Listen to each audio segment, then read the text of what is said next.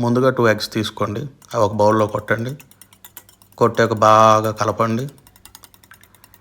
ఇందులో చూపించినట్టు కలిపి తర్వాత ఒక పావు లీటర్ పాలు తీసుకోండి, అదే మన 10 రూపాయల పాల ప్యాకెట్, అవి ఇందులో కలుపుకొని తర్వాత 3 నుంచి 4 చెంచాలు షుగర్ వేసుకోండి.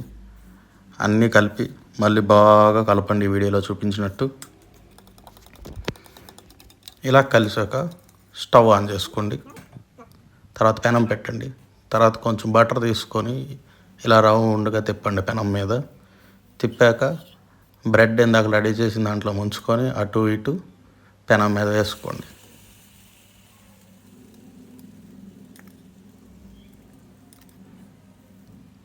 ఇలా వేసుకున్నాక ఒక 2 to 3 minutes అవి ఫ్రై అయ్యేంత వరకు వెయిట్ చేసి ఇలా గోల్డెన్ బ్రౌన్లో వచ్చేంత వరకు ఫ్రై చేసుకుంటూ అటు ఇటు తిప్పండి.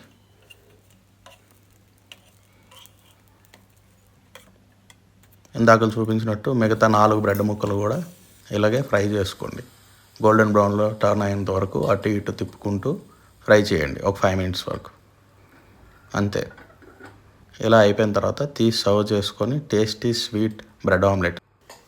ఈ డిష్ బ్రేక్ఫాస్ట్లో అయినా తినొచ్చు లేదా స్నాక్స్లో అయినా తినొచ్చు.